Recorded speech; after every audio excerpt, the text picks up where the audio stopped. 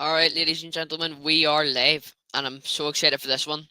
Today, I'm interviewing. I've been wanting to do this interview for a while, just trying to get reaching out to him. But finally, we have been able to reach out to JMazing. Little show got me this interview, so thanks very much to him. And if people know me, they'll know I'm a big micro wrestling fan. I've watched all of their shows and stuff after interviewing Ivar, Melissa, and Andrew. So I'm very happy to be interviewing another micro wrestler. He's been wrestling since 2008, one of the micro wrestling originals. He's one of the he's the most experienced micro wrestler there is on that roster. We're not going to waste any time. Let's bring him in. JMazing.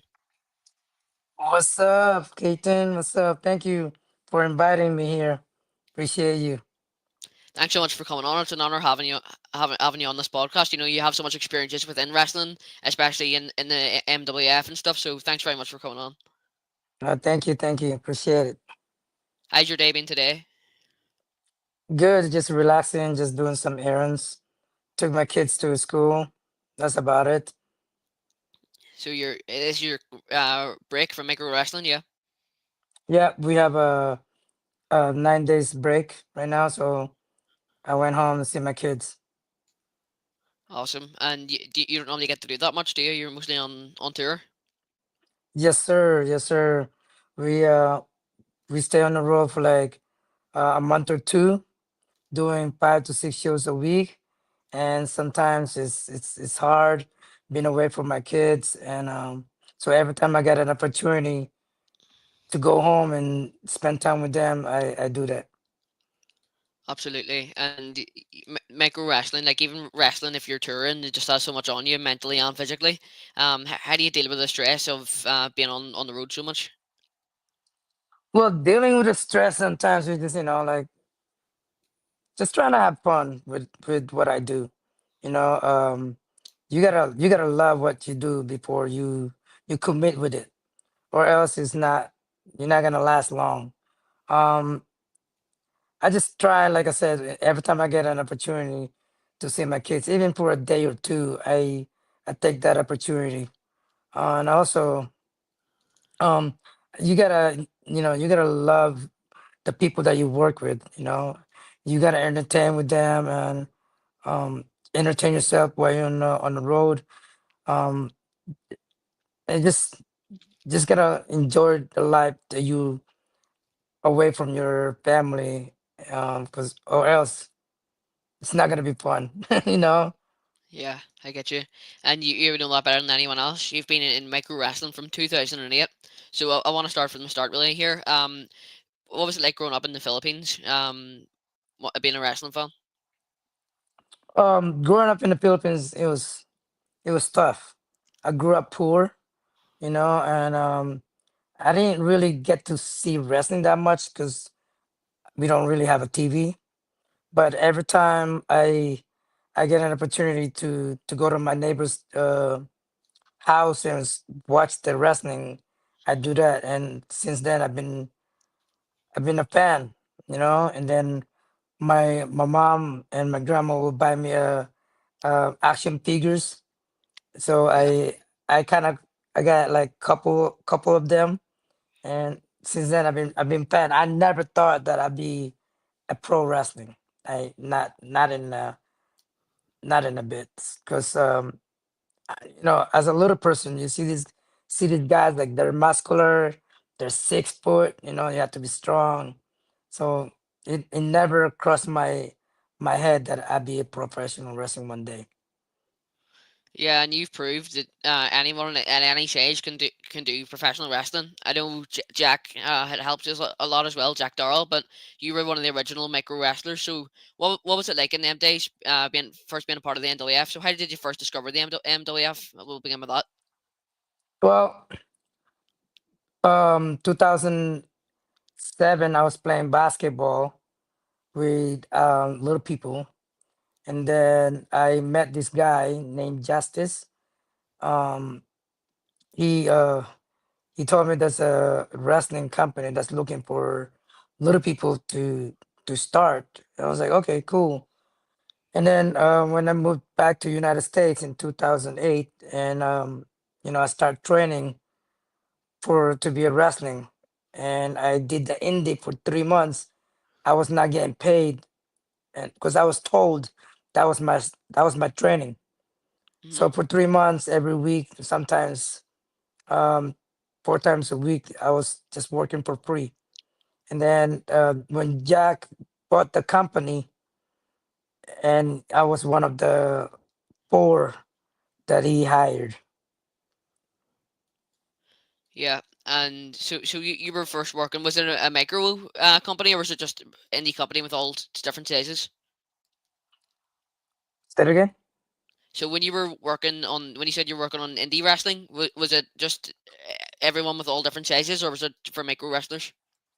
No, no. So my friend Justice, he know indie because that's where he started. So we were doing the shows, just me and him training. Basically, that's my training opportunity. He'll teach me some moves, what to do in the ring. The hardcore that I was known when back in the days when I was younger. Um, we will do indie shows like on a weekend and sometimes on a weekdays and just for free, and then when Jack bought the company, he hired Justice, and I'm one of the little people that he hired. So Awesome. Jack's first shows as the owner and my first shows as a NWF and a professional wrestler. It was it was our first time together. And with there only being, you said there he hired for you guys. What before micro wrestling was big? Excuse me. What was it? What was it like in the early days? Um, Early days as micro wrestling. Yeah. No, it was tough because I was young. I was like 23. I was rookie, unexperienced, and all three of them, they've been in the wrestling for like years and years. So it was tough. I was get bullied by them. Um, and I'm the ones taking all the beating on in the ring, and they keep telling me that's your training, that's your training, and I don't understand it. I was always getting hurt, and I stick with it until here I am. I'm one of the oldest one. you know. And do you think it was just because of your size that they were bullying you? It's probably because of I was rookie. I was young, and not because of my size. Because there's one guy that's smaller than me, and Mm. but he's sorry about that. Um, but I had to respect them because of how experienced they have and how unexperienced I have. As a rookie, you had to respect the veterans. And with you being there with so many different veterans, did you ever feel much imposter syndrome, like that you didn't belong there? Uh, yes, I felt like I wasn't welcome. I feel like this is not for me. Because I was always getting hurt. Being a little person being the smallest one in wrestling, you're always the one that's always getting beaten because you're the baby face. So, and of course you're the baby face and you're the smallest one. Everybody's like cheering on you, and even though you're getting beat up, they want you to be like the hero. Like even the smallest person in the world can be a hero and win the match. You know, so that's what I'm always getting beat. Yeah. And so when you talk there about you being always getting beat up in the ring and stuff, um, did people did people like you more, or did you sometimes get discriminated because of your size? No, no, no. The people love us, not just me, but they love us, especially me, that being a little and always getting beaten. So they always like, come on, Jay, get up. But I don't feel they discriminate all of us. It's just they came there because they want to see, little people wrestling. And when you were there in training, just training for to be a wrestler with Jack and people like that? At what point did he think you were ready to have your first match? That my my first day, Seriously? my first day. Like I said, his first shows, his first show was as an honor, and my first show was as a professional. Is it's the same day because I've been training. I've been training for 3 months in Indy with Justice, and he told Jack, "Hey, I have this young kid that's ready to go. That's it's good because I was okay. I was good. I don't know. People said I was good. Um, I was good back then, and I was ready to step in the ring. Yeah. And in that match, were you facing one of more of the veterans? Yeah, I was. My first match is with Blix. And did he kind of carry you through the match because you were less experienced? Yeah, yeah. He. I mean, of course, he's more veteran, so I had to listen to him in the ring and off the ring. So he did carry their match. I learned a lot of stuff from them. Yeah. And when you say there that did you learn quite a lot? What was the best piece of advice that you took out from these guys that you still carry on to this day? Um,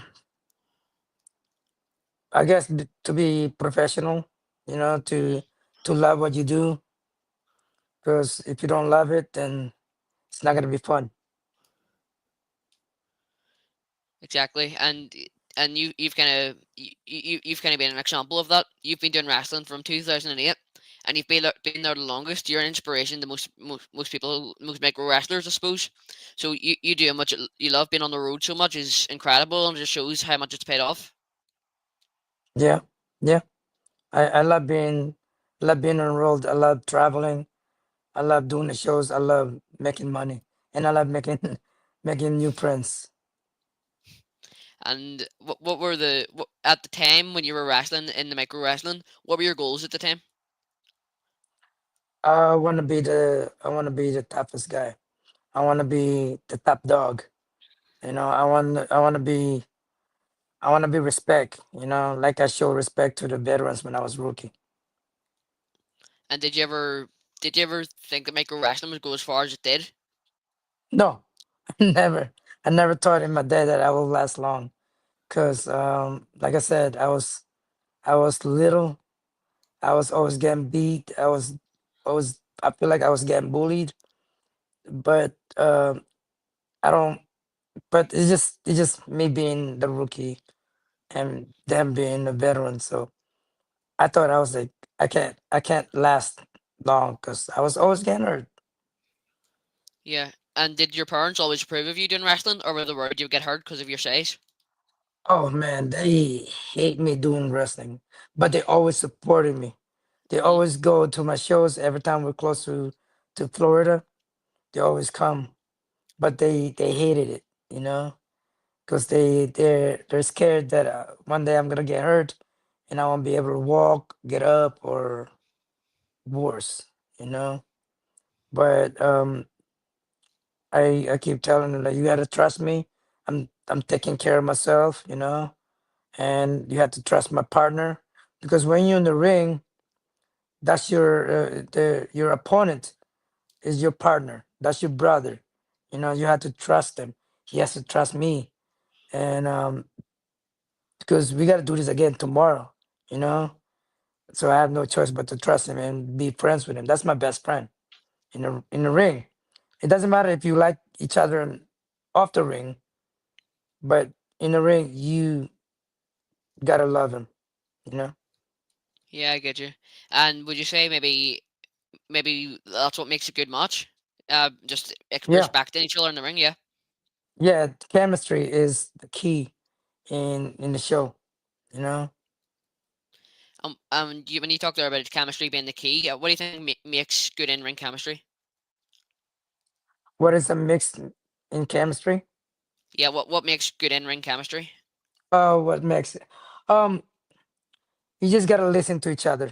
You know, you gotta listen what the guy is capable of doing, and what the guy doesn't want to do, you know?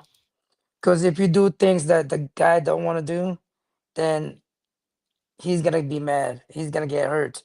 And if you hurt him, he's not gonna be able to work the next day or the next show. And that makes it complicated for both of you because then Yeah, he won't trust you anymore. If you get hurt, yeah, it's about trust and it's about listening to each other. yeah, and you obviously are a big part of that. With being there for so long. I'm just going to go into some of our viewers here who's commented that they want to speak to you. So first of all, I want to get the All1138 who's became a member of my YouTube channel. Thanks very much for becoming a member. Um, I hope you enjoy some of our members only videos. Then the Yeah. one minute wrestler Jesse Jackhammer says, "Hi Keaton, hello Jesse Jackhammer. Anyone watching this, make sure to follow his channel." Mighty Molly says, I love Big Little Brothers. Will we ever see another series?" We're working on it. Okay. And Wrestling Insider says, can you remember the point where you felt like you had made it and you did belong? Um, I felt when I was not uh when on the road and like in a band, and I was already laying down, and then one of the guy, I'm not gonna name who, but he told me, "Hey, rookie, you need to get up." I'm gonna lay down there. I'm like, but I'm already here, you know. No, he said, no, you gotta get up. I was like, okay. So that's when I felt like I don't think they like me, you know. So Yeah. And Scenic Spots asks, what's Dollywood like? what is Dollywood like? Oh, it's amazing. It's like a mini Las Vegas, but less crowded and less pollution and less crime. It's Mm, beautiful out there, and you see green, you see mountains. Unlike I'm like here in Vegas because I live in Vegas. You don't see a lot of greens here. You know, it's a lot of desert. It's a desert, so not a lot of green. In hmm. Dollywood, it's beautiful. The mountain is green, and on the winter you get snow, so it's beautiful out there. Yeah, and Dollywood has become a main place for micro wrestling. At the time, where did you guys train? At that time, we trained before the show, Yeah, like, but where was the training base? Where did you train? right? Where did you guys train? Like, not when, like, where did you train? Oh, where did I train? Okay. Um, I was trained in. I learned wrestling in Canada, and Okay, then I got here in United States. That's when I met Justice, and like I said, I'm doing the indie for 3 months. Is basically my training. yeah, and a lot of it in them days, maybe in the earlier days of wrestling, or in the territory days, a lot of people, a lot of people's training would have just been them being in the match, and that was it. You didn't get as much training as you do these days. Say what? So, like, years ago, maybe when a while ago, when you just went into your match, was that just your training pretty much, and you didn't really get as much training as people do nowadays? Oh yeah, yeah, yeah. Yes. I didn't go to school like the guys nowadays. Right now we do have a training. The new guys will go to Pigeon Ports and train. We have a training that his name is Cody. He Yeah, he Cody he Hawk. trained the yeah he trained the guys in our building in Pigeon Ports. It's called the Microtorium. When Yeah, I I've was heard of it. starting, we don't have that. Like I said, I basically my training is doing the shows in indie. And I heard you mention a while back there that you loved going on the road and seeing new places. What's been your favorite place to tour in? What is the places that I've been probably like Hawaii. I love the Hawaii. It's probably because it's I never been there. It's it's new. It's I don't know when I'm gonna come back. So when I did a show there, I embrace it. You know what I mean? Unlike like right here in the mainland, I can go any day. It's just a travel, a car. And plus we do rotate every 6 months in the same spot. In Hawaii, it's hard to do that. You know what I mean? Yeah. And Hawaii seems like a lovely place. What did you actually like about Hawaii? What was your favorite part of it? Uh, they even though it's expensive, it's their food. It's just the cultural food that they had out there. It tasty, like it tastes good. And plus the beaches out there. It's warm. I mean, I don't know. If I When I went to the beach and it felt warm to me. And it's probably because I was excited, you know, you know. So, Yeah. and the people out there, it's so nice. The Hawaiian people, very very nice people. So you when you mentioned they're going on the road and how much you like going on the road, so when did you first you and all the other micro wrestlers first go on the road? When Yeah, like when did in you in first? in 2008, my What first show as a micro wrestling. I and what are think your we some did. I think we did it in Nebraska. Nebraska? And what are some of your funniest memories on the road? Funniest moment on the road. Man, there's so many.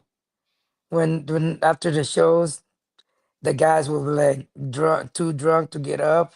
Yeah, I had to push them in the cart, going back to the going back to the room because I can't really pick them up. So I put them in a cart and just push them to the room. You know, to me it's funny because they're like big and they're bigger than me and they can't handle alcohol.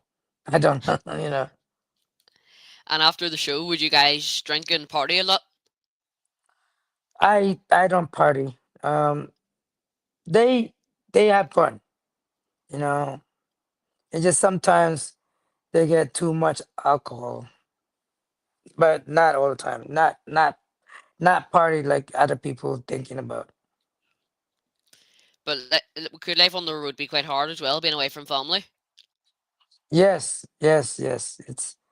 It's the only hardest part being on the road is being away from your kids. Being away from your loved ones. If you have a girlfriend, if you have a husband or wife, it's hard. That's why I said like every time I get like opportunity to have a day or two, I go home. I try to see my kids for a day. I'd rather see them even for a day than not see them for a month. you know And how could you manage being away from kids and stuff? What are some of your coping strategies when you're maybe on the road? what is my strategy? Yeah, no, I mean, like some of your like, how could you manage? What is your some of your strategies being away on the road, away from your kids? How do you cope? Oh yeah, I talk to them. I video chat with my kids, and just basically that's all I can do is trying to communicate with them every day. Yeah, that's awesome. You know that you still try to keep a relationship with your kids when you're still away and stuff. Um, Right. so yeah, and what do you, what's your most favorite memory on the road? Was you have like a fondest memory? The memories I can treasure for the rest of my life is the friendship that we have. The friendship I had with the guys that hopefully forever will be my brothers, because we travel so much. We They become my family. Remember, we travel a month or two on the same van, same venue. Sometimes we share rooms. So we become close. Yeah. So those are the most memorable that I have with all of my people, all my friends, and all my coworkers.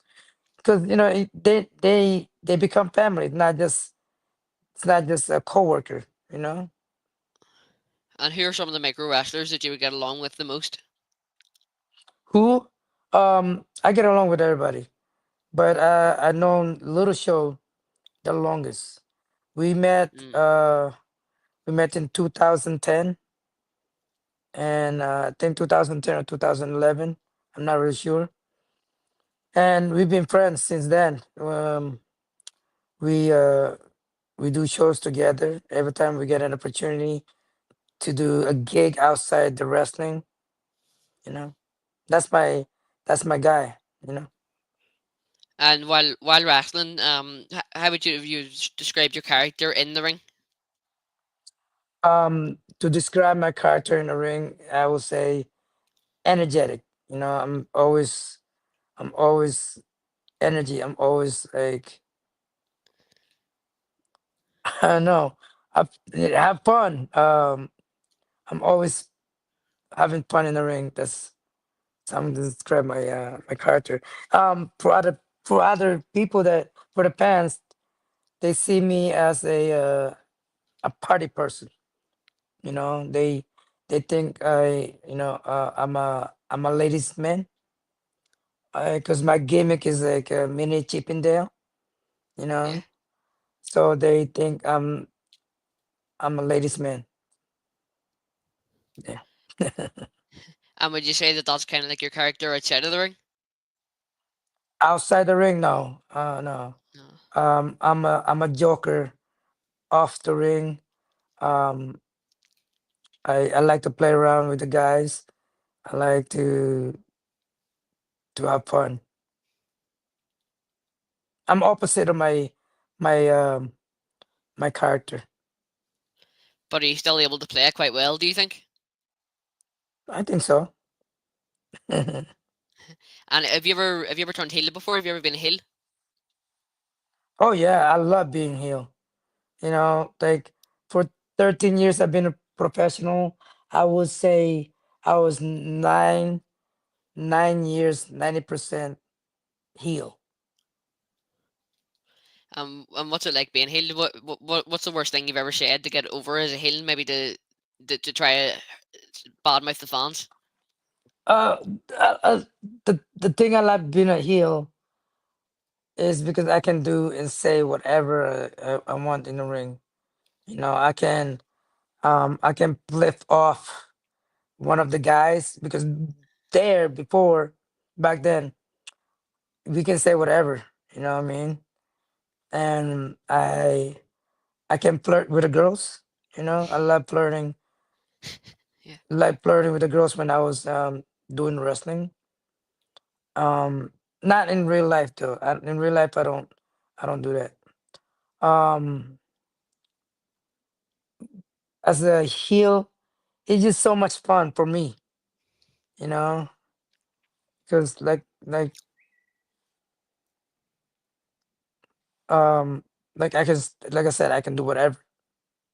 You know. And while being a heel, what's the worst thing that you've said to maybe get over as a heel? You know, like to badmouth one of the fans. Oh man. Um. So one of the guy when I was doing the wrestling, I was doing the dance because I do the dance. Um, and I said, "Oh, do you have a significant others to the to the girl I was dancing with?" And then and she pointed the guy right, and I kind of like flip off the guy, and I said, "F you, this is my girl tonight," and he got mad. And So yeah. have you ever been hurt by one of the fans for getting like No, on like a heel? No. no, no, no, no, no, never got hurt by a fence. I got hurt in the ring plenty of times, but not by the Mm. fence. And Almost what's though. one? Like I said, that guy that I flipped off because I told him like this is my woman for tonight. Was he angry? Oh, he was. I don't know if he's messing around or not, but he wants to. Yeah, he looked like he wants to hurt me. Good thing. Good thing one of the security grabbed him and stuff. Could have ended much worse. Yeah. And wrestling as a heel and wrestling as a face, what would you say is the differences between being a heel and a face, and which one would you say is harder? It's harder to be a face. It's harder to me. It is because you had to be an angel, I guess. You know, me when I'm in the ring, even though I was a face, I still play my character. I still, you know, like like Austin, Steve Austin. He's Yeah, even though he's a face, he's still like he's still the same. Still like talking, stuff, crap with with the wrestler or to the fans. Every time he drinks, he flip up the pants. So, and that's kind of me. and playing that role and things like that. It obviously must be cool being a heel because I do wrestling as well, and I would have enjoyed being a heel. It didn't work out well, but I would have Right? preferred I would have preferred being a heel more than a face. So, Yes. what advice would you give to someone that's an aspiring heel? What would I advance? I mean, advice. Hmm. To someone who wants to be a heel. Um, Somebody wants to be healed from the baby face. Um, I think you just gotta play with the crowd. Just trying to make. Don't don't. I said it. Don't try to go overboard and try to for the fans to hate you. Let them hate you. You know what I mean? Because when you trying, it becomes a force. It becomes not natural. Let them just be cocky. Let's just be you. Or if you're cocky, or if you really hate people, then just let that show with your action. Not Don't force people to hate you. Yeah, good advice. And with after we talked about your character and stuff there, what do you think's the best match that you've ever had? The best match I ever had. Uh, it has to be when I perform in front of in front of the 10,000 people in Louisiana. The reason is because the energy is totally different. For me, um, yeah, and it's just different. And after the match, and I'm like, wow, that was the best match. You know, And would you say that if the crowd is quite energetic, and if yeah, the crowd's into yeah, it, that would make a better match for you? Yeah. yeah. The crowd is so into it. Excuse me, is so into it, and as a wrestler, I mean, you feed you get your energy from the crowd, from the audience. So if they're not having fun, they just sit there and just like clap like this. The energy as a wrestler is not there, you know. But when there's like 10,000 people rolling and like "Rawr," and cheering and engaging to the match, that makes it different, you know. Yeah. And within micro wrestling, something I've noticed is you guys portray being real professional wrestlers because that's what you guys are.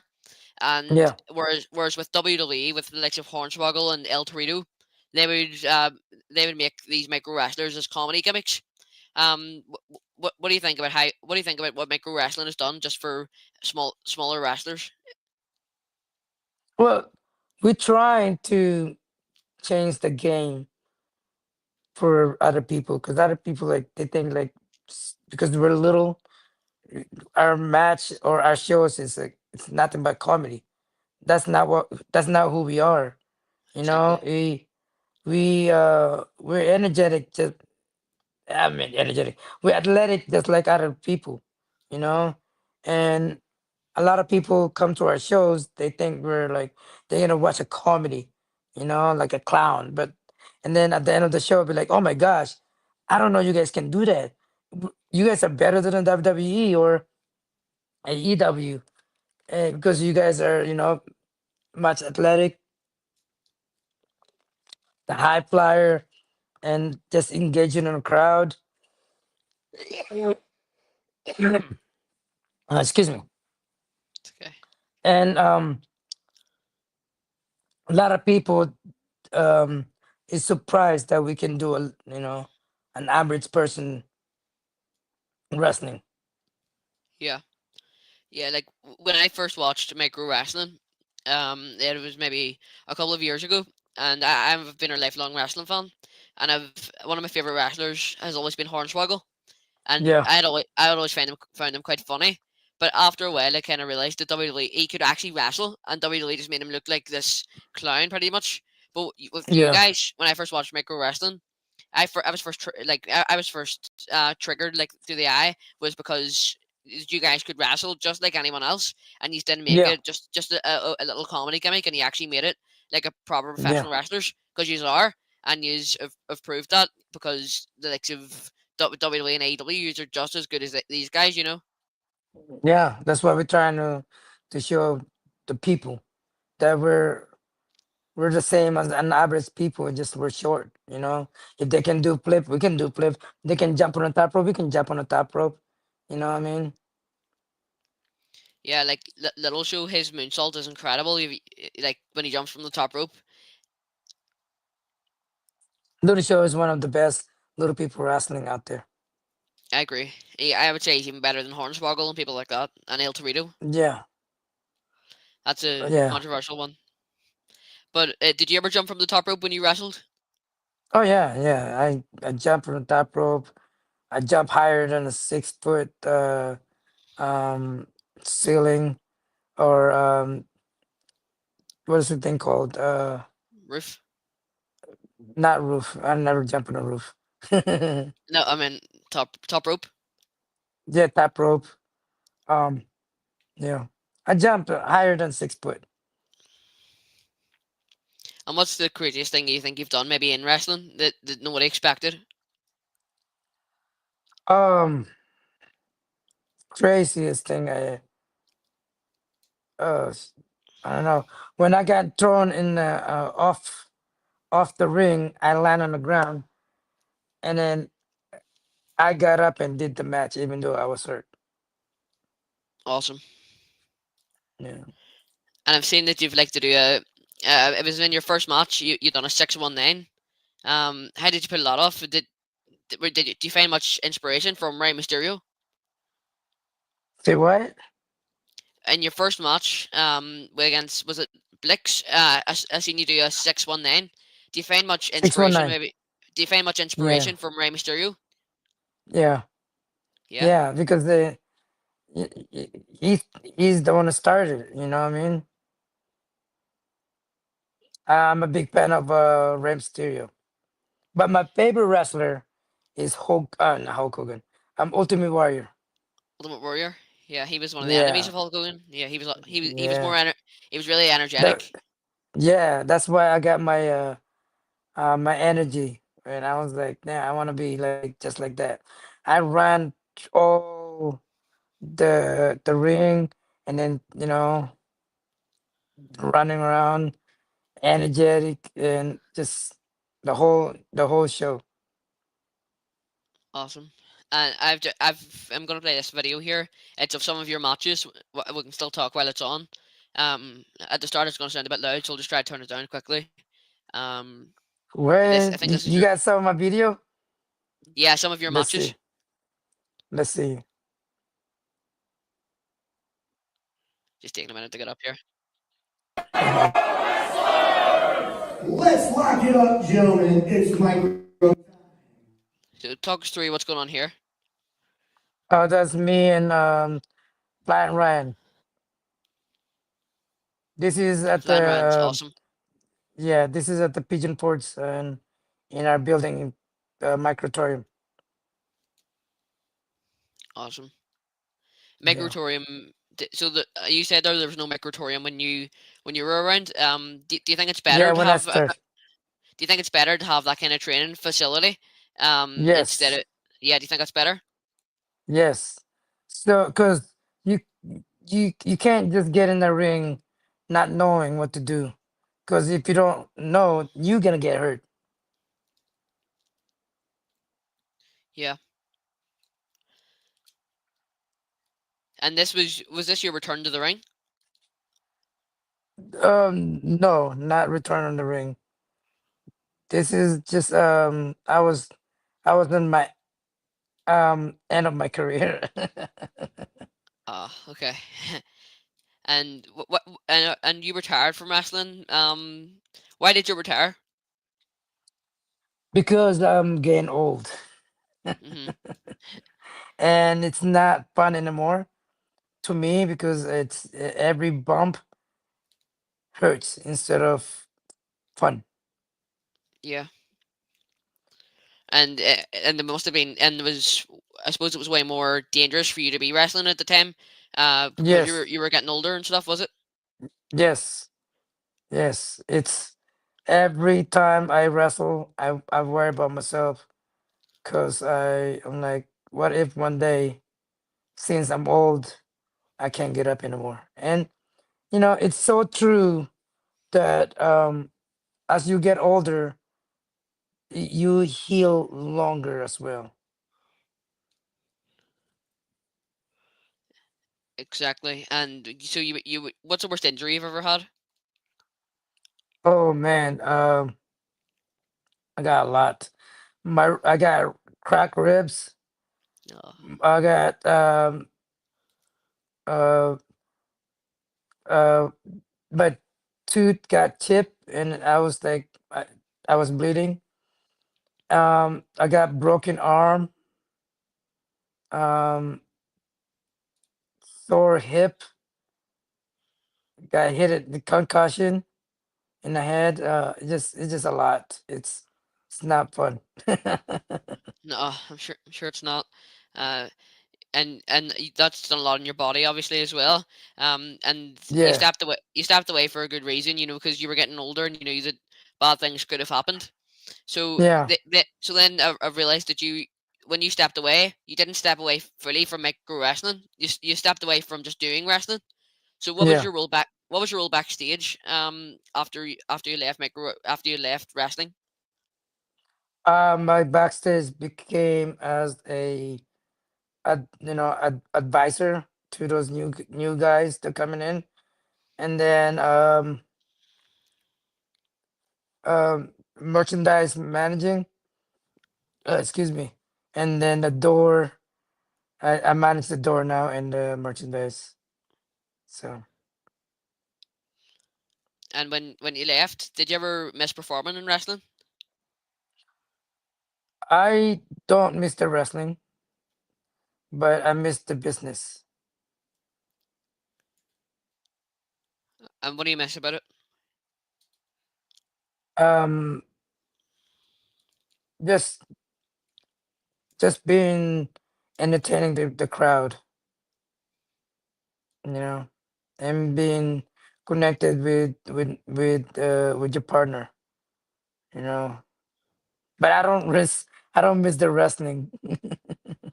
Does that make sense? Because I don't like getting hurt. I don't like, but I miss it performing. Does that make sense or no?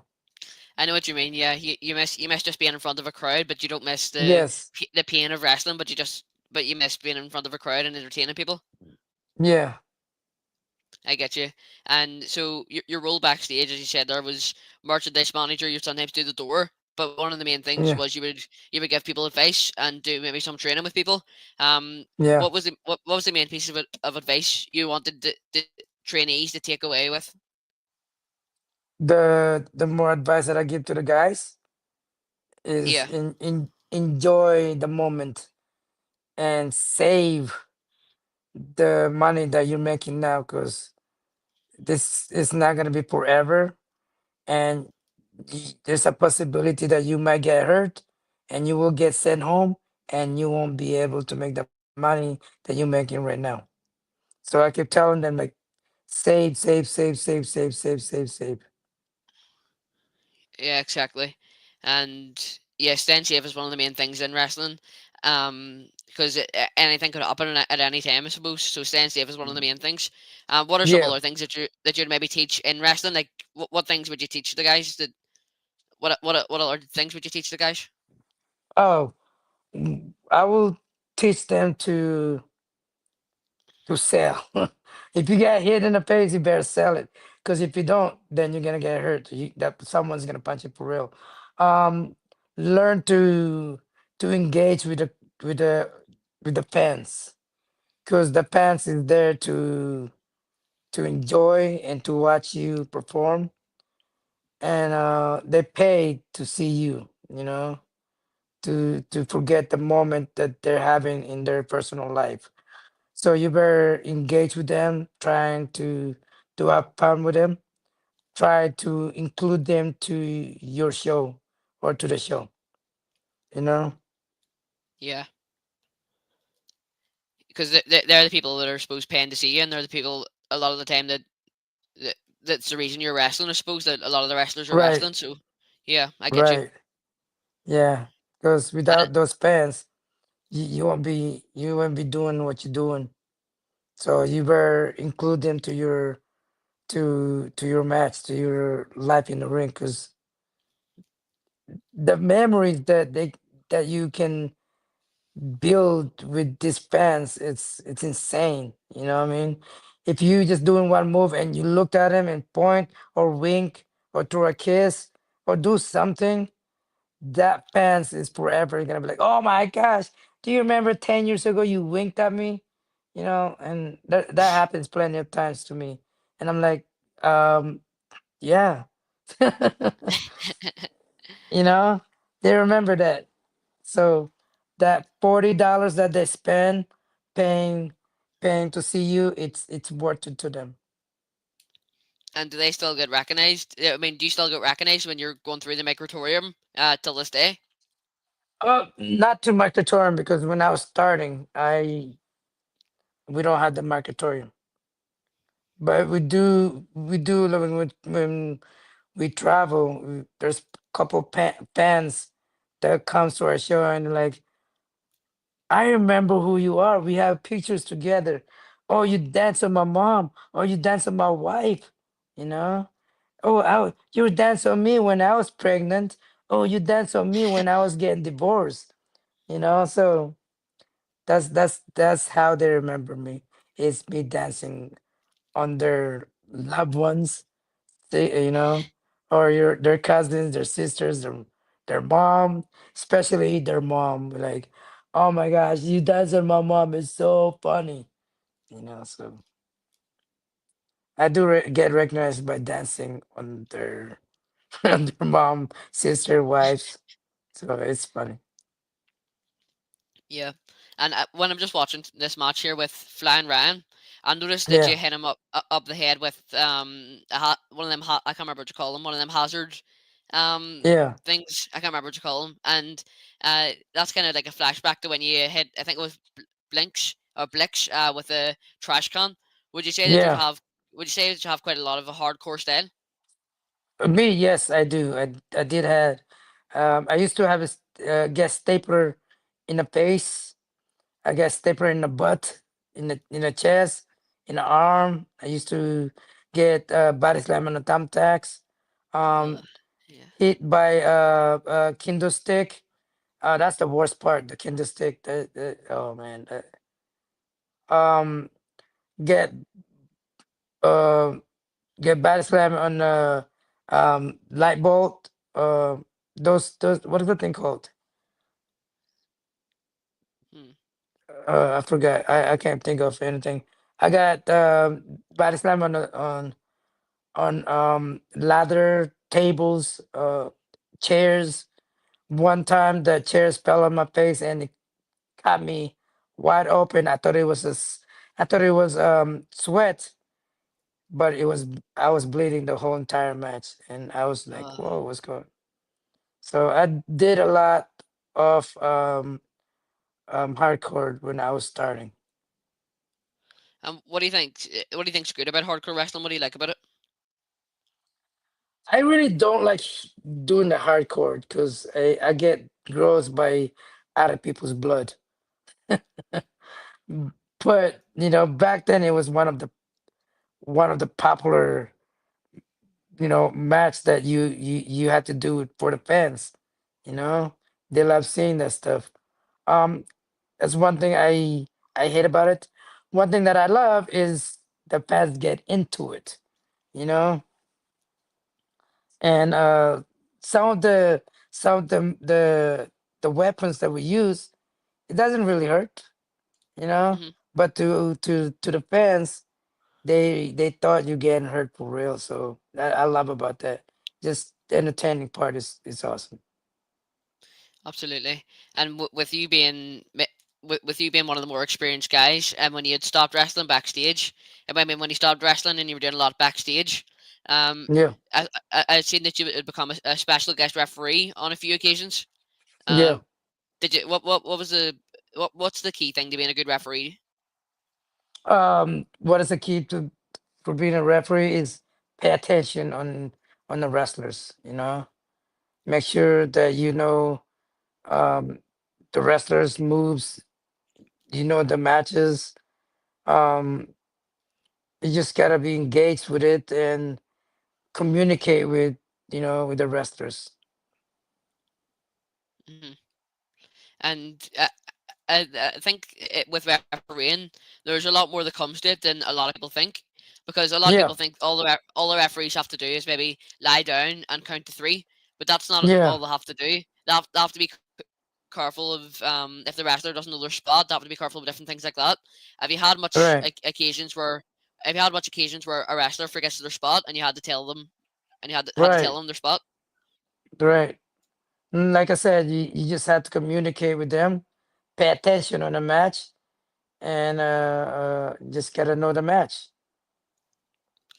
And It's more with than just it's more than just one, two, three. You know. yeah. With you doing a couple of refereeing, with you refereeing a couple of matches, has there ever been any incidents where a wrestler's got hurt or something and you had to deal with it? Yeah. Yep. I got one of the wrestlers got hurt. I can't remember what match or who, but one of them got hurt, and I had to like, yo, slow down. He's hurt for real, or take it home. You know. So if he's really serious injured, then they have to take him home right away. And was at that point was he seriously injured or was it just a tiny bit of an injury?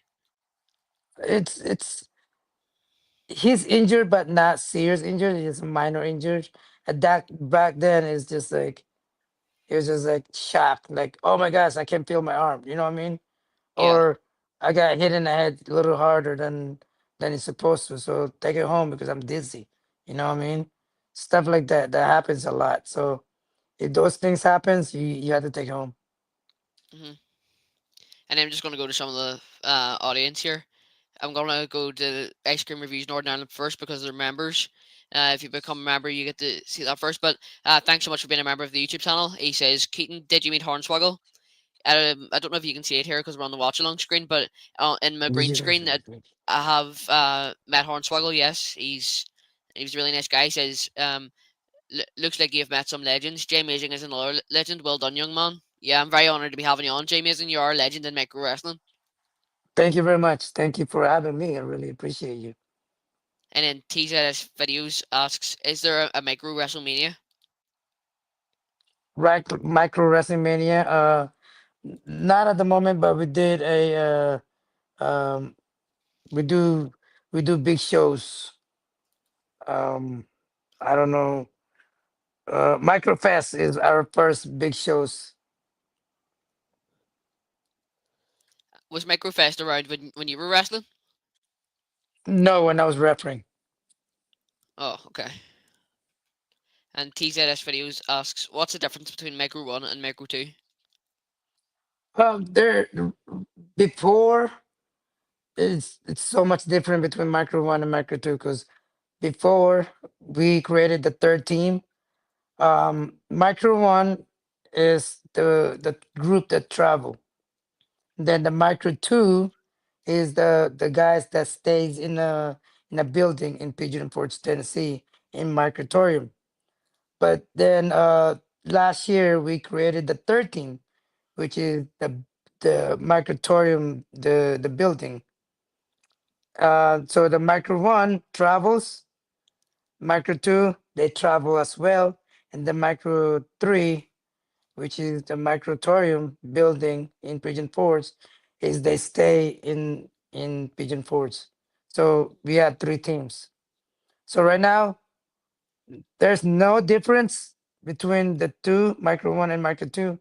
I will say the only difference is the wrestlers because we have different wrestlers. Yeah. And it was, would you say so? Obviously, Micro One and Micro Two. I don't think that was going when you were wrestling, but would you have you seen a lot more Micro Divas while you've been behind the scenes? Uh, what do you mean? Like, but before when you started wrestling, was there much Micro Divas, or is there more Micro Divas now? No, no. There's more micro divas now. Before we only carry one female, or one micro diva. Um, the first two that we hired as a micro diva is Katie and uh, what's her name?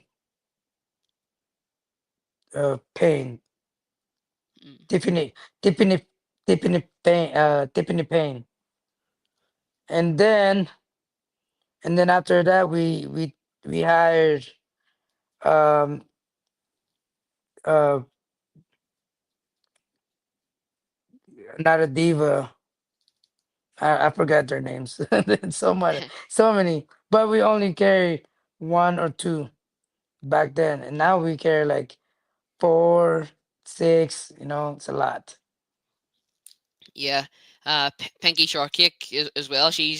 Um she's one of the newer ones, and she's really popular with Psycho, who's become really popular on TikTok and stuff. Yeah. Hey, I'm watching this now. July. What is it? July or June 23rd in 2008. That was my first match with Blix, right there. Yeah, so this is your Yeah, I first was match. right. Arkansas. Yeah, yeah. This is my first match. This is my Awesome. So first ever match as a micro wrestler. and All this right. doesn't What seem was the like a question? and this well now that I'm watching this doesn't seem like a very small ring. This seems like but is it made for micro wrestlers, or is it just a normal ring? This is the normal ring because before we don't have a ring. Before Would that we rent a ring whenever we go in the states. would would that not have been quite dangerous if one of these fell through the ropes or something? Say what? Would that have been quite dangerous if one of you guys fell through the ropes or no? Oh no, no, no, no, none of that. No, Fell off the roof, you said? no ropes. Like because the ring Oh, was bigger. ropes. Oh yeah, Yeah, yeah, yeah. No. I haven't encountered anybody that fell off the ropes. Um, but I do jump from that top rope. I don't know if he's yeah. gonna show, but I did the top rope in this. Oh my gosh, this is 2008 June or July 23. I forgot the dates, but I, I was right. It's in Arkansas, right? hmm Have you seen this before Yeah, yeah, yeah, on YouTube? Yes. yeah. I hate watching myself. Do you cringe at some of the older stuff? Hmm? Do you get embarrassed watching some of the older stuff? Oh, it just I hate watching myself. Because I feel like I can do better. I don't know. Hmm. Yeah, no, I get you. That's the way we all feel. You watch some of your earlier matches and you think to yourself, what was I doing? Yes, yes. I'm like, what? Why did I do that? Why did you do this? So And then Wrestling Insider asks, will we ever see you guys doing a world tour, or even see you in the British Isles? oh my gosh, that would be awesome if we go the world tour, especially in British. Like I said earlier, I would love to go to UK. Is that one place that you've never been? Yeah, I haven't been in UK. And Baga asks, do you still hear from Ivor? Yeah, we talk.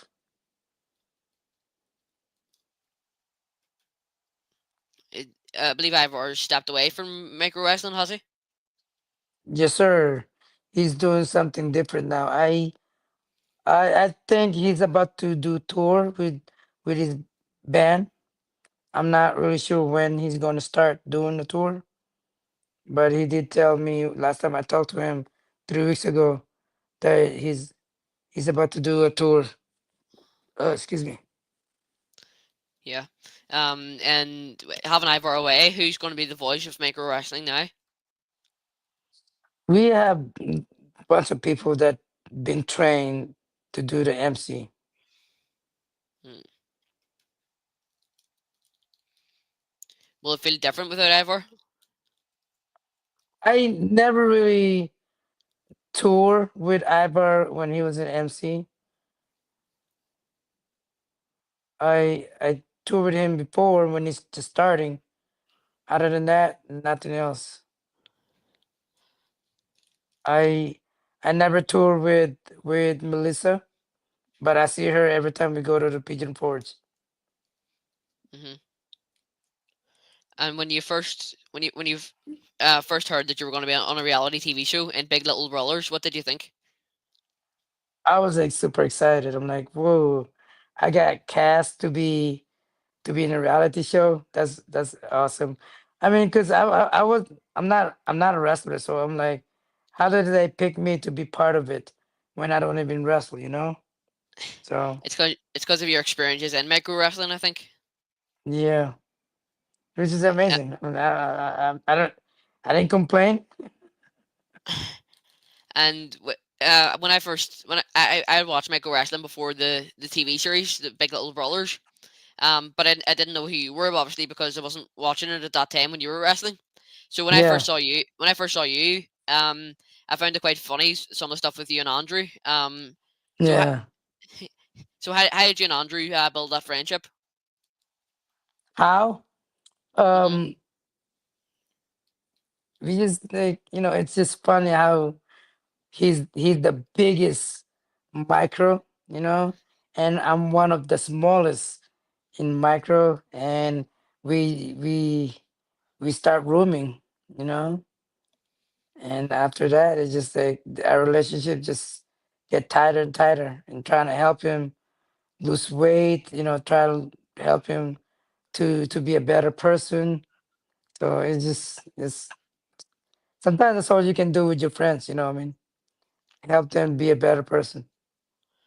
Yeah, and I think in the show, you guys were some of the funniest people there. Like when I was watching Big Little Brothers, I always wanted to see you guys on the TV because it was always quite funny the way you would have spoke to Andrew some of the times. I know you were just Yeah, trying to help him a lot of the times, but it was quite funny the way you would have spoke to him, and sometimes you just would have fought. Um, yeah. when you were told that you were going to mentor, when you were asked to mentor Andrew the Giant, and you got a 1,000 and you got offered £1,000, what was your first thought?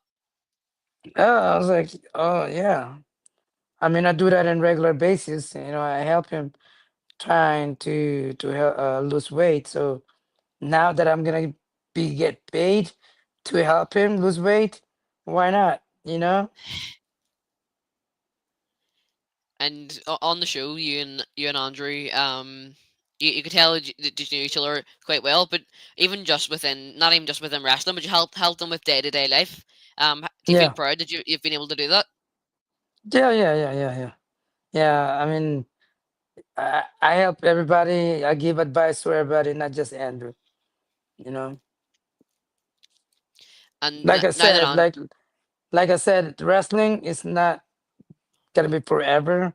So my best advice to them is save as much as you can, because if you in the ring and one move, it can end your career. yeah, and you and Andrew, like with you being so much good friends, and then you've been on the show and stuff. Now that Andrew has been able to get on to battle royals, and he's been able to get on to all sorts of matches on micro wrestling, do you feel proud that you've been able to help him through his career? Oh yeah, yeah, yeah. Like anybody that's they do good for their life or for their own, it's I'm always proud of them. You know.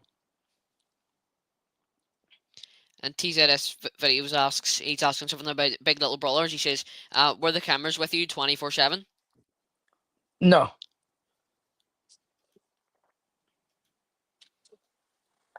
no.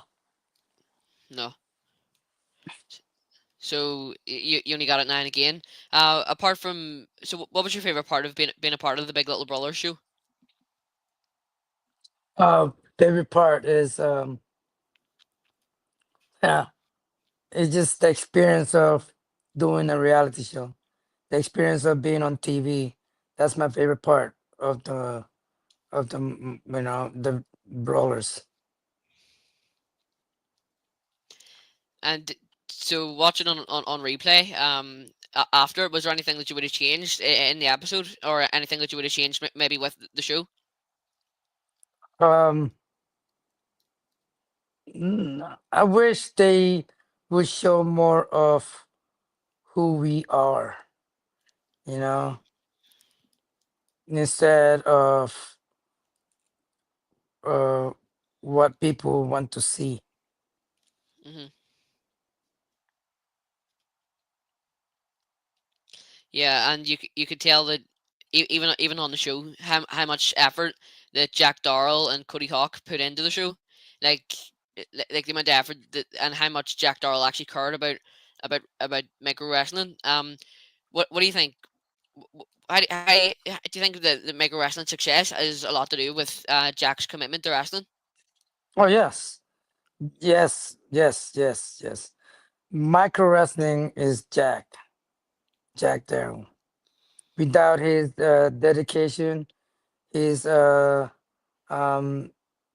love of the love for us, we won't be we won't be where we are without him. Yeah, You know, I don't care what people says. People might says like, oh, we made wrestling. No, I mean we made micro wrestling. No, no, Jack Darrell made micro wrestling.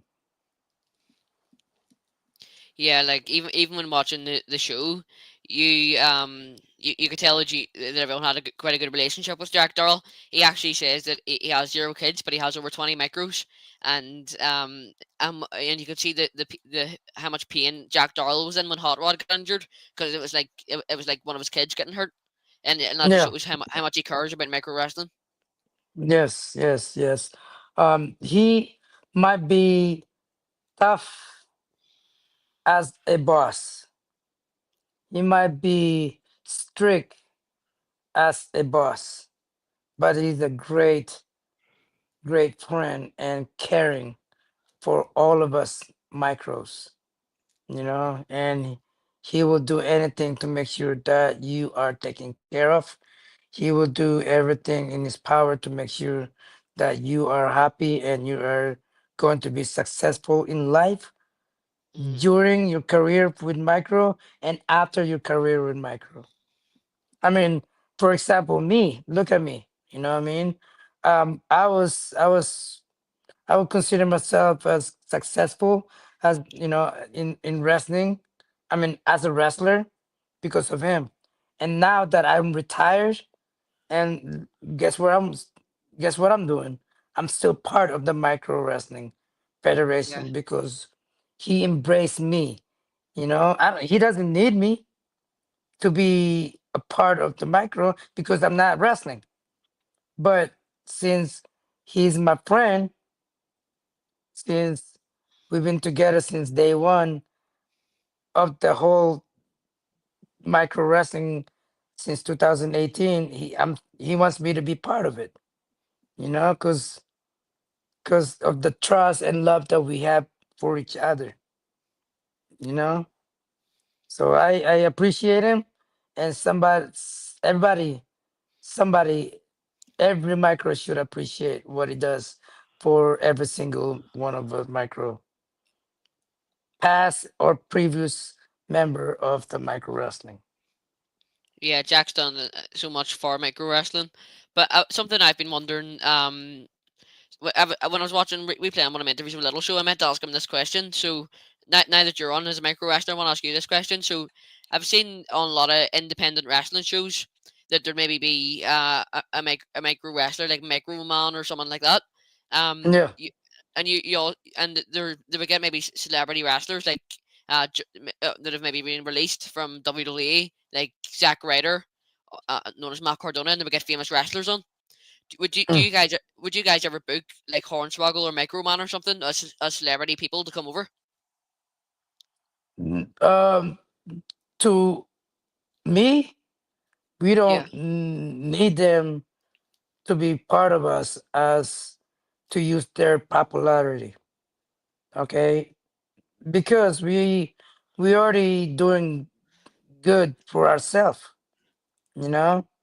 But if they want to be part of us and to be part of the company, then of course we will accept them open hand, you know. But for us to use them because they're popular, I don't think we need it, you know. yeah, But if, like like I said, if they want to work with us, that'd be awesome. Then we can help each other, you know. yeah. Like I'm not saying that you guys need them, but what I'm saying is like a lot of other companies would use maybe one big guest on one show. So it'd be cool maybe to see Hornswoggle or that him being in the Indies now or Microman or um any of the famous micro wrestlers to be on micro wrestling. Like I said, we don't need them to sell tickets. We don't, because we sell tickets without them. Yeah, Because I don't want. This is just for me. Okay, I'm not speaking to anybody else. Okay, I'm speaking for myself. Um, I don't want to use them just to sell tickets. You know what I mean? Because we sell tickets just fine. You know, but if they want to be part of us, if they want to work with us, then that will be amazing. yeah, You know, because that will help us. Because we're already here, and if they want to be part of us, then they will help us to be up to here. You yeah, know what I mean? And we're also helping them because then they're gonna have a regular job, a regular gig, instead of jumping here and there. You know what I mean? Or being special guest for a day and then not gonna have a shows for next week. You know what I mean? But working yeah, with us, you're gonna have shows every day because we do 5 to 6 shows a week. Does that make sense or no? yeah. I get what you mean, and Yeah. And I want to know who, with you saying there that that it would be awesome to get maybe one of the celebrity, one of the big wrestlers on the show if they wanted to be a part of it, even though you don't need them. What wrestler do you think you would be your dream micro to be on micro wrestling? Anybody that wants to join us, Hmm.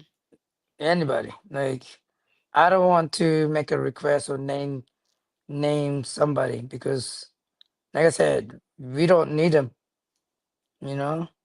But if they want to be part of us, then we will love to. We will love to hire them. We will love them to be part of us. Yeah, and with you being involved with micro wrestling for so long, who do you think are the Mount who do you think's the Mount Rushmore of micro wrestlers? Say what? Who do you think's the Mount Rushmore of micro wrestlers? Like the top four best micro wrestlers of all time? Oh, um, um, oh, that's gonna be hard. Much more. That's four, right, or five? I think it's four. I don't know. Okay. Um, I would say little shows there. Um. Oh man.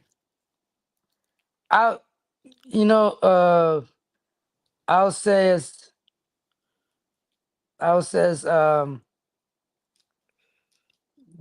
guy that started the micro wrestling.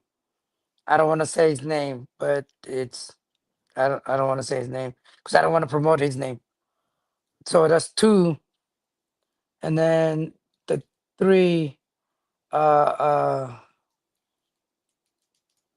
there's so many good people out there. Uh, I don't know. mm, I'll say so many good.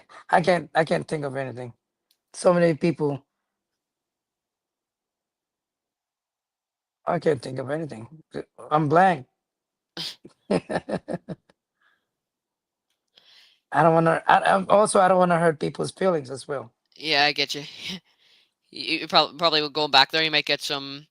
Yeah, you don't want to hurt anyone's feelings, and you'll be going back there soon as well. Yeah, yeah. Um, I could glad you come. But the big impact that they see, I would say, I will consider them not because of they're good. It's because of the impact they made for the company. So I would say um M- Little Show, for sure. He made so much impact. Um, um, the guy that started the company, he's also a little person. Um, I'll say Ibar because he was the voice of the micro, and yeah. Um,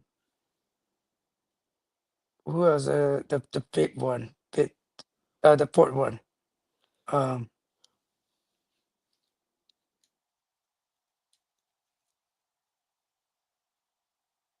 I can't think of the fourth one. So many Yeah, of them. fourth one's always the hardest. Yeah. We just got a few more questions to get through with the audience. Baga says, I noticed Damien Priest is a fan. Any other famous wrestlers been to the shows? How many what?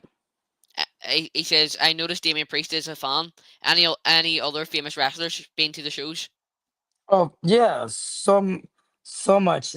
Uh, um, Bob. What's that guy's name from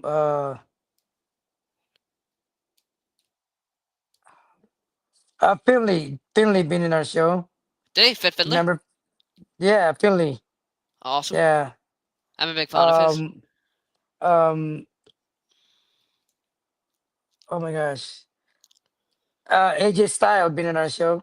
AJ, Yeah, and Dominic Mysterio been in our show. I know that. Also, oh my gosh, so many, so many wrestlers. The Dudley Boys. The not not not the young one, the old one. Wasn't that Baba Ray? Bubba Ray and Devon. Yeah, but yeah. Um, yeah, so many people. The Rock's daughter. What's her name? Ava Rain. Yeah, yeah, Eva. Did you ever Uh, did you get talking the to these guys much? y- y- um, I got to meet uh Eva. What's her name? Ava Eve. Rain. Yeah, yeah. I got to say hi and take a picture with her. And she says she's a big fan of micro wrestling. Um, uh, Prime. What's his name? Oh my gosh, there's so many wrestlers, so many famous wrestlers. Yeah, they always says that they're big fan. And Wrestling Insider says who are you closest with in the crew? The closest one I'm with is Little Show. Yeah, Little Show. Darren Whiteside asks, what was it like getting recognised and asked for selfies on autos for the first time? What is like going recognized and asked for selfie at autos for the first time? Oh, wow. What is it like? I can't I can't ex- express the feelings. It's just like you shout like, "Whoa, you know who I am." You know what I mean? So it's great feelings, of course, of course. It just it just so many people out there, and you're one of the people that get recognized. Yeah, I know how you feel. I had my first ever match a couple of months ago, and after the show, people are asking me to sign their t-shirts and stuff, and it's the best feeling ever. Yeah, yeah, I'm pretty sure. I'm pretty sure. Mighty Molly says, "Who is the best micro wrestler and what makes them better than the rest?" Oh, who's the best wrestlers? I'll say Little Show. The reason is he has the most experience, and he's really like loved the business. You know. Baga Uh, says, would you recommend a little person leave their hometown and their family to come home to Pigeon Forge to achieve their dream?" um, I would say yes. The reason is it will make you grow as a person. You know. You will learn a lot for yourself because it will Hmm. teach you how to be independent away from your family or loved ones. But at the same time, it's gonna be hard. Um, Also, you will find out who is the true family partner or yourself if you away from them. Hmm. Yeah, I'm being Oh, away. my girl wants to know what is the website so she can listen and watch. Okay, so it's called Wrestling Revolution with Keaton on YouTube. You can search Okay, it up. You can, and on Facebook she can watch it as well. Kayfae Keaton, but she can't comment on it on Facebook. So okay, I'd recommend watching it on YouTube. Kayfabe.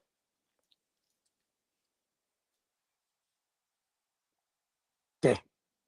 Okay, and I would like to ask you. So as we're kind of coming to the end here, I want to. You made a return to the ring in 2023, I believe. Uh, I returned in the ring 2023. Did you? I don't remember. No. um, ah, it's gotta be 2021 or 2022. My after retire my last match And what made you want to return back to the ring? because one of the guys left us hanging and I had to step in. Oh, okay. And how did it feel being back there? You know, in the ring. How did it feel back? How did it feel being back in the ring? Oh my gosh. It was it was excitement. I mean excitement. It was exciting. The reason is because I haven't wrestled in a year or two, and then being back, it was very exciting, and Uh, um and I feel like oh my gosh, like I said earlier, I miss performing in front of the crowd. Then I also realized like this is why I stepped away from wrestling, because I was it was hurting. yeah.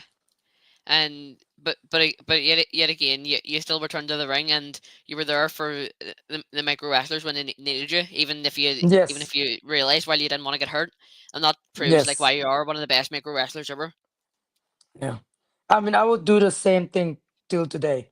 If we ever need a wrestler, even though, even though against my will, I will do it.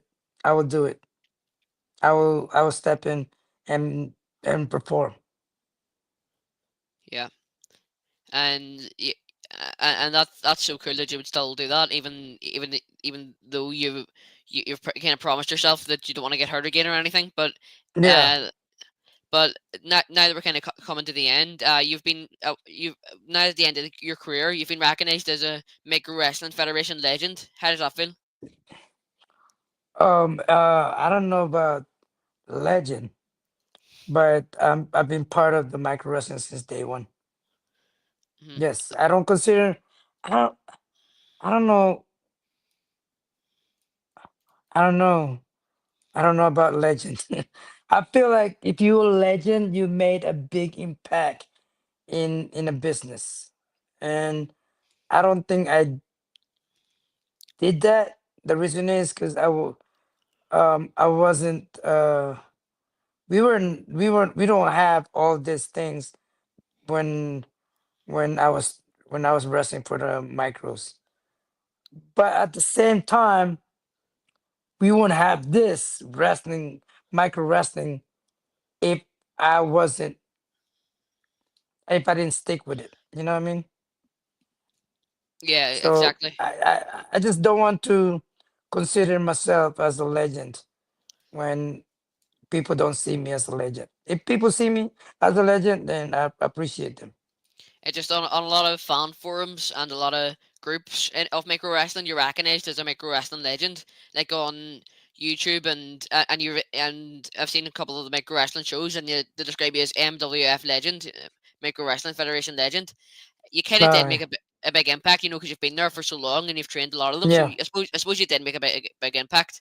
Um, TZS videos says, "Is there a Hall of Fame yet? JMazing will be in it." Oh, well, there is no Hall of Fame yet, but I appreciate it if they will put me as a Hall of Fame. That'd be awesome, wouldn't it? Would that be awesome? That'd be awesome. And I will Yeah. like wow. And yeah, I never consider myself as a legend, but to put in the Hall of Fame, that'd be cool. Yeah. And now that we're coming to the end of the show, how do you want? What's next for Jay Mason? Continue to grow with the company. Um, Continue to help what needs to be for the company. You know, I'll do anything for this, for the people that wants to achieve their dreams to be a professional wrestler in a little people community. And how do you want yourself to be remembered in the business? I would love to be remembered as uh, I don't know, as a inspiration for everybody. Um, uh, uh, a guidance, or a good friend, a good partner in the ring and off the ring. I just want to be remembered as a good person. Yeah. And being now that the Micro Wrestling Federation is kind of kicked off, because when you started, as you already said, there was only a couple of you guys, and then it Yeah. grew bigger and it grew bigger and bigger. How do you see micro wrestling going in the future? Oh man, we got you know we're growing. The company's growing, and we just starting to build a fan base, not just here in the US, but also in the UK and Australia, which is it's a blessing for us. Yeah. And did you think micro wrestling would have got as big as it did? No, no, because I thought it was just like a small gig. Hmm. I never thought that we will be known in the world of wrestling as a little person. Because like I said, watching wrestling growing up, you see this muscular, big, what I mean, tough, and here we are, we're like short, and people make fun of, and I never thought that we will be this big as we are now. Yeah. I want to thank you very much for coming on. It's been awesome having you on. I've got one last question for you. So, what advice would you give to someone who's maybe starting out and feels that they can't do it because of their size? What advice would you give them? You got to step in and face your fear, because a lot of little people, they're afraid that they're not gonna do good. You can't put that in your head. You gotta do what you want. You want to be a wrestler, do it.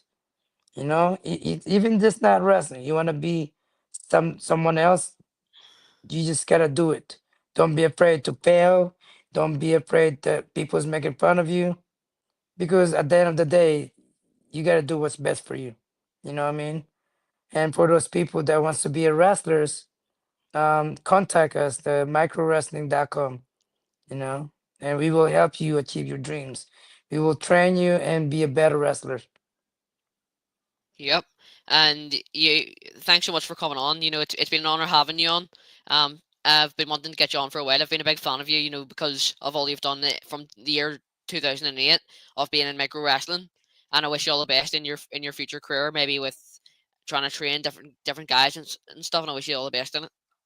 No, thank you very much for having me.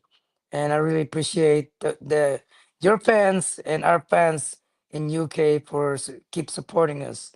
I really appreciate you guys. Thank you for inviting me. I mean, like, what? Keaton wanted to want me to be part of his show. That's just amazing. I thank you very much. Yeah, thank you. All right, thank you, I'll sir. see you soon. Goodbye. Bye. That was an incredible show we had there with JMazing. He's a true inspiration to any small people trying to get into wrestling, like any little people. He's proven that anyone on any stage can do it from 2008 onwards. So that was an incredible interview. Coming up on our future shows, for our collaboration with the NWF channel, NWF Rewind, live on Thursday. It's actually live today, later on today. NWF Rewind studio taping 103 with Dixie Dave and Crusher Crossing. I can't wait to see what that show's going to be like. And then on NWF Fast Forward, we'll have coming on the Ultimate Smick Stevie Fee, the LDN Capital Champion. That's with the Globetrotter Ricky Henry and Crusher Crossing. Stevie Fee is actually taking the sort of excellence, so it'll be cool to see how he's been awarded the sort of excellence and how and what the Ultimate Smick is doing right now. Um, that was the whole concept of NWF Forward. And for the next Kayfae with Keaton, my show, we have coming on Andy Steele, the real deal, who has been seen on New Japan Pro Wrestling and is one of the, I think he's been one half of the Titanic Wrestling Tag Team Champions and one of the most successful teams in all of Irish wrestling. So that'll be cool to have him on. And for the next NIPW show, we'll have Breakout 5 and 6. You can get your tickets at uh, nipw.sumupstore.com. This is it up here, nipw.sumupstore.com. And then for their bigger show, NIPW in the Grand Social in Bangor, well, a